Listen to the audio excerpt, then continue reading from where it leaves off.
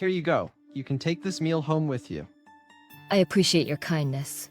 When I was in college, I worked part-time at a fast food shop. When the store closed at night, the manager would give me any unsold food, which was greatly appreciated by me because I lived alone. I used to walk home from my part-time work to my apartment, passing through a park on the way. It was late at night, so there were few pedestrians on the street, but it was well lit with lamps, so I wasn't scared. There was a boy there that I sometimes saw on my way home from my part-time job. He was about 10 years old, had shaggy hair, wore tattered, dirty clothes, and had a big red bruise on his forehead. The boy was always drinking water at the water fountain.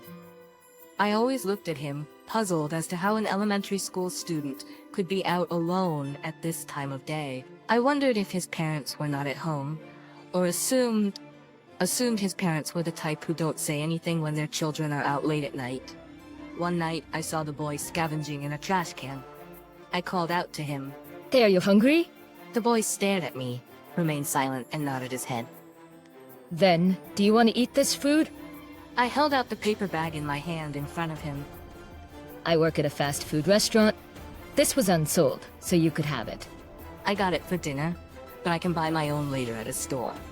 With that in mind, I handed the bag to the boy. The boy said and sat down on the bench and started eating it. I sat down next to him and watched him eat. The boy was happily gobbling up the meal with his big mouth. Is your house near here? The boy replied. Is there anyone at home right now? I see. When I asked him for more details, I learned that the boy lived with his mother and that his father died when he was very little. His mother had recently been ill and was unable to work, and there was little money in the house. So that's why he was not able to eat a full meal. He came to this park to drink water whenever there was a shortage. He was worried about the water bill. You keep drinking water, you will get a stomachache. I got it. Starting tomorrow, I'll bring food for you and your mom. The boy clapped his hands happily. After that, I took him home. The boy's house was a battered apartment that looked decades old. Well, I'll bring it here for you from tomorrow. I promised the boy and we parted. I went to the boy's house the next day, on my way home from my part-time job as promised, and brought him a meal. His mother also came out to greet me. My son told me about you. I appreciate your concern. I know it's not much of a place, but please, come in and have some drink. With that, I went inside the house. In the room was the boy from yesterday. Benjamin, the lady is here. The mother called the boy Benjamin. Then she asked me my name. What is your name? My name is Avery. I replied. Avery, what a nice name. She smiled at me. Her name was Zoe. She seemed to be feeling better than usual today. She said Benjamin didn't have any friends and didn't attend school very much. From then on, I delivered meals to Benjamin's house every day. Even when I had a day free from my part-time job, I went there to pick up leftovers. I also helped Benjamin with his homework. When Zoe was sick, I helped her with the dishes, laundry, and cleaning. I appreciate everything you do for me. Zoe was always so grateful for everything I did. Don't mention it. I enjoy being with Benjamin, because it's like having a little brother. I am an only child. He really took to me as if I were his older sister, and he often talked to me about things that happened at school. He would talk to me about his problems of not being able to make friends. No matter what, just smile when you greet someone and talk to them. When I recommended him to do so, he appeared to have made friends, and he did not skip school much after that. A year passed in the blink of an eye. I graduated from college and started working. The company I was working for was far from my current home, so I had to move. I went to Zoe and Benjamin's house to say goodbye. Avery, I am really grateful to you for all the help you had given me every day. She apologized for not being able to thank me sufficiently. She had tears in her eyes. By then, Zoe's illness had recovered and she was able to work, so I felt a little relieved. Here, Benjamin, you should thank her too. Benjamin remained curled up at the back of the room. He did not come out to us. I could only hear him crying. I went to him, patted his head, and said goodbye. Benjamin, thank you for everything. We shall play again someday. I resigned from my part-time work at the fast food restaurant and said my goodbyes to Zoe and Benjamin. Then I moved to a town near where the office was located. After then, I was too preoccupied with work to see them again. 13 years had passed since then, and I was now 35 years old. I was married and had a husband, but no children. My husband has always blamed me, claiming that it's my fault that we were unable to have children. My husband had changed since the company went bankrupt, and he lost his job for that. He grew violent when he drank alcoholic beverages. He also spent money on gaming incessantly, depleting all of our savings. So I had to pay for living expenses out of my salary. However, he occasionally snatched money from my wallet and took it with him. Because of this, I was always short of money and in debt. When I told him I wanted to leave, he would get violent again. That day, I was sitting alone on a bench in the park at night to get away from him. Then I saw a man drinking water at a water fountain. I suddenly felt a sense of déjà vu. When he finished his drink, he looked up and wiped his mouth with a towel. I recognized his face, with a large bruise on his forehead. It was Benjamin, I had no doubt.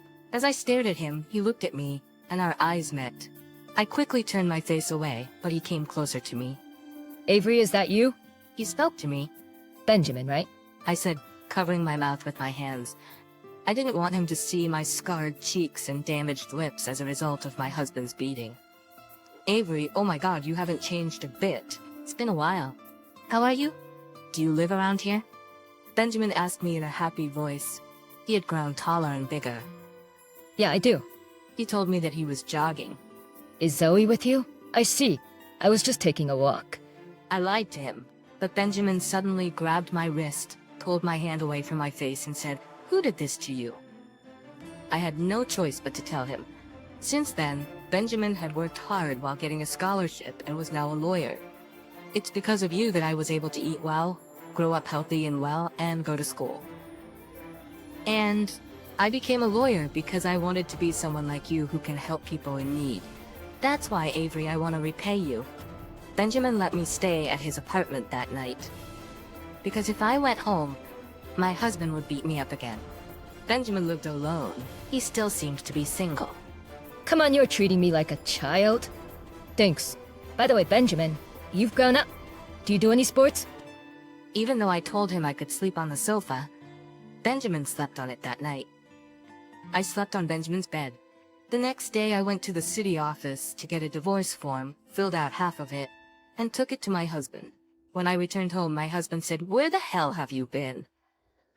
But when Benjamin showed up and gave his card to my husband, he realized that Benjamin was a lawyer and became quiet. When I started talking to him about divorce, my husband said, "I'm not getting a divorce." He began to act irrationally. Get the hell out of here. And my husband grabbed Benjamin by the chest. Then Benjamin grabbed my husband's arm and twisted it up. Ouch. My husband shouted and released Benjamin. Benjamin looked down at my husband and said so. I packed my bags and left the house that day. But I had nowhere to go and no money to stay in a hotel. The friend I had counted on had suddenly left on a business trip, so I couldn't go home. What should I do? When I was at a loss, Benjamin said, "Do you want to stay at my place for a while?" Is that okay? Am I not bothering you?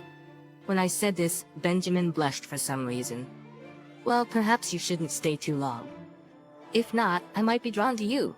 I was surprised by his words. I couldn't believe he was interested in me, romantically. We met when I was a kid, but I've always had a crush on you, Avery, and I couldn't forget about you. I thought I'd go look for you when I grew up, but I couldn't reach you. That's why I'm so happy to see you again like this.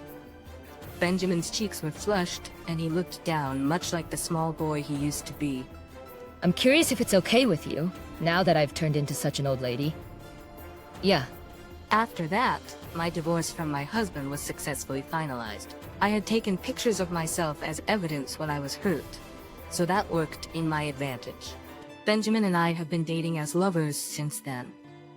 We'd date on holidays, go to each other's houses, and have a good time. Then 1 year after we were reunited, Benjamin proposed to me. He looked me straight in the eyes and said so. He had been such a small child, but he had grown so strong that my heart skipped a beat once more. I took his hand in mine and answered, "Of course, I'd love to." I was certain Zoe was congratulating us. I will cherish him forever. While holding Benjamin's hand, I made a heartfelt pledge to his mother in heaven.